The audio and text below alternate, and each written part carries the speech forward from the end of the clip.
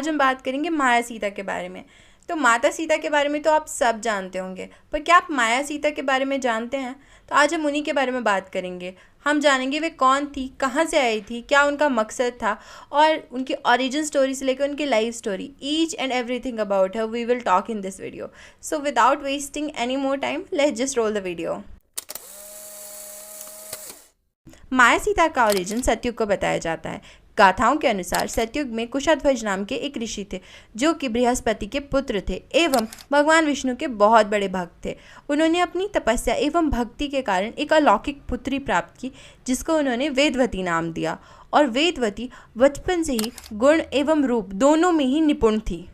उनकी इच्छा थी कि उनकी इतनी गुणवान एवं रूपवान कन्या का विवाह केवल और केवल श्री हरि नारायण से ही हो। और इसी इच्छा के वश उन्होंने बहुत बड़े बड़े घरानों के रिश्ते ठुकरा दिए, यहाँ तक कि देवताओं के रिश्ते भी ठुकरा दिए।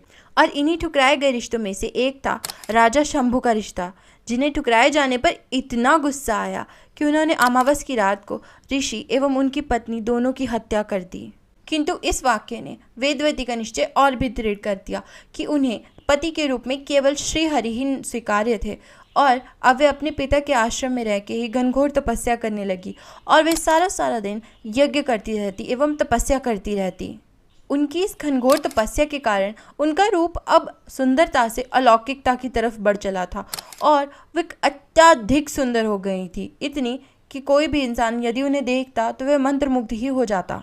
रामायण के अनुसार उन्हें काले हिरण की खाल पहने बताया गया है कि उनके लंबे और काले घने बाल अब जटाएं बन चुके थे जो केवल उनकी खूबसूरती को बढ़ाते ही जा रहे थे। पर कहते हैं ना कि स्त्री जब भी कोई भी सीमा लांघती है तब किसी न किसी बुराई का अंत होना ही होता है, चाहे वे सुंदरता की सीमा ही क्यों ना हो। अब उनकी तपस्या के एक ऐसे ही दिन रावण की नज़र उन पर पड़ गई। उनका अत्यधिक सुंदर रूप देखकर वह भी मोहित हो गया और उसने उन्हें विवाह का प्रस्ताव दिया, जो कि उन्होंने ठुकरा दिया। अब रावण को ना सुनने की आदत तो बिल्कुल नहीं थी, तो अपनी इच्छा पूर्ति के लिए उसने उनके साथ ज़बरदस्ती करनी चाहिए और उसने उनके बाल पकड़ लिए। पर इससे पहले कि रावण कुछ भी कर पाता, उन्होंने सामने जल रही हवन कुंड की अग्नि में स्नान कर लिया। किंतु मरने से पूर्व उन्होंने रावण को एक वचन दिया कि तुम्हारी मृत्यु का कारण मैं ही बनूंगी। रावण को लगा कि वेदवती की कहानी वहीं खत्म हो गई, किंतु ऐसा बिल्कुल भी नहीं था।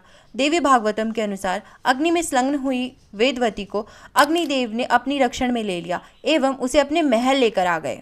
अग्निदेव ने वेदवती को नारायण के षड्यंत्र के बारे में बताया और बताया कि उसे माया सीता बन के रावण को छलना है, जिसके लिए वह मान गई। और जब रावण माता सीता के द्वार पे आया तब अग्निदेव उनकी कुटिया में प्रकट हुए और इस तरह अग्निदेव ने माता सीता का रक्षण किया और उन्हें अपने साथ अग्निलोक ले गए। किंतु जिसका अपहरण हुआ वह माया सीता थी। गाथाओं में आगे जाकर जब श्री राम ने रावण का वध किया और माता सीता उन्हें वापस लौटाई गई तो वे उन्हें देखते ही पहचान गई कि वे माता सीता नहीं माया सीता है। इसलिए उन्होंने सबके सामने उन्हें अग्निकुंड में जलने का आदेश दिया ताकि सीता मैया को वापस लाया जा सके। श्री राम ने जब अंतर्मन में अग्निदेव से बात की तो उन्होंने वेदवती से कहने के लिए कहा कि मैं कलयुग में दोबारा जन्म लूँगा और उसी रूप में आपसे विवाह करूँगा। इस जन्म में मर्यादा पुरुषोत्तम होने के नाते मैं अपने वचनों की मर्यादा नहीं भंग कर सकता और मैंने सीता के प्रति पत्नी व्रत होने की शपथ ली है, इसलिए अब हम दोबारा कलयुग में ही मिलेंगे। अब अपनी स्वामी की इच्छा का मान रखते हुए वेदवती या कहीं माया सीता ने कलयुग तक का इंतजार किया और समय आने पर राजा आकाश एवं रानी धरणी की पुत्री के रूप में जन्म लिया और पद्मावती के रूप में वेंकटेश्वर से विवाह किया, जो भगवान विष्णु का एक अलग